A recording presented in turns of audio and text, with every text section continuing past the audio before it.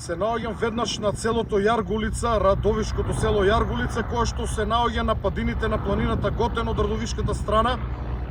Рано утрово овде започне една обсежна акција за стопирање на пожарот кој што се одвива на планината Готен.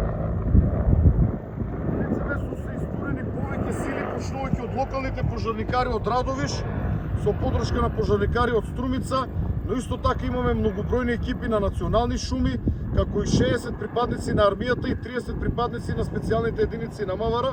Овде на лице место имаме и 4 БТР-80 на дирекцијата за заштита и спасување, кои што се распоредени на стратешки позиции за во случај огнот да се приближи ко селото, да може да действуваат со моцните водни топови кои што имаат домет до 100 метри.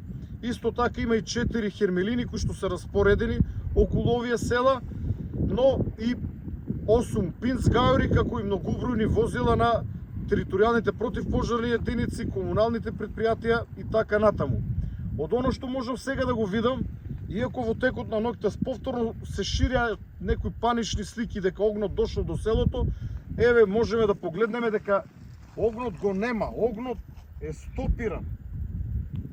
За жал тоа не е гаранција, некаде околу пладне кога температурите се засилуваат, доаѓа до појава на огнот. Она ако може да се забележи од знамето, од македонското знаме, имаме ветер.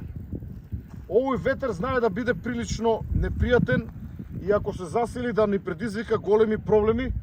Верувам дека се слушаше хеликоптерот на МВР кој што дејствува од рано наутро. Овој пожар се одвива на две страни. Едната е кон Радовишката страна, втората кон Беровската. Синоќа во 21 часот присуствував на кризниот штаб на општина Берово, каде што донесовме неколку заклучоци и денес од таа страна ќе бидат фокусирани покрај локалните пожарникари и единица на армијата и неколку возила, покрај возилата со кои што тие располагат. Значено за јавноста е да известам дека во текот на вчерашниот ден добивме потврда дека денес во државата ќе пристигне еден хеликоптер Black Hawk со големо ведро над 3 тона чешки Black Hawk, кој што некаде околу 16 часот ќе слета на Скопскиот аеродром, а веднаш потоа доколку се исполнети условите ќе го упатиме во Беровскиот регион, бидејќи од денес фокусот ќе го префрлиме на таа страна, затоа што очигледно е дека овде опасноста е од странета, не само намалена, туку би рекол и од странета. Исто така, од Словенија утрово тргна тим од 50 пожарникари со специјални возила за шумски пожари, кои што ги упатуваме кон Берово.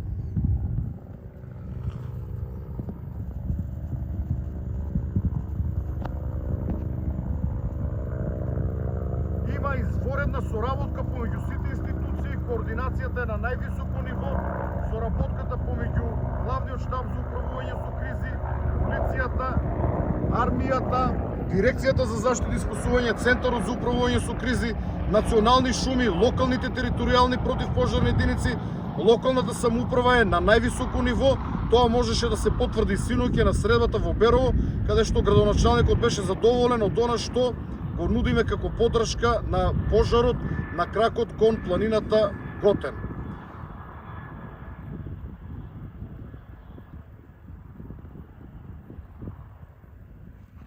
За крај повторно со моите апели ги молам граѓаните да бидат исклучително внимателни со нивното поведение, да не предизвикат пожар. Верувам дека сите граѓани добро знаат како може да предизвикат пожар кога се движат на отворен простор или во шума.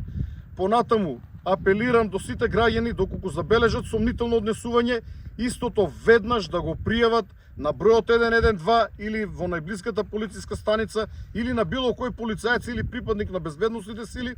И трето, можеби според мене и најважен апел во овој момент, сите граѓани кои што имаат викендици или куќи во крајните редови на нашите преубави македонски села, преубави, но полунапуштени или напуштени, но и оние кои што живеат во вакви села, како селото Јаргулица, Подареш, селото Злеово, кои што се наоѓаат на оваа линија на планината Готен, ги молам да заорат, да ги изчистат нивните дворови од вегетација, особено од сува вегетација, но надвор од своите дворови да имаат појас од 10 на 15, а зошто не и повеќе метри земјен појас во кој што нема вегетација, бидејќи сите знаеме дека земјата не гори, а тревата која што ја има врз земјата и која што е сува во овој период и те како гори и за миг може пожарот од надвор да го пренесе во дворот на куќата, а потоа да биде зафатена вратата, гредите, со тој самата куќа. Со повеќе информации ќе се јавиме некаде околу 14 часот.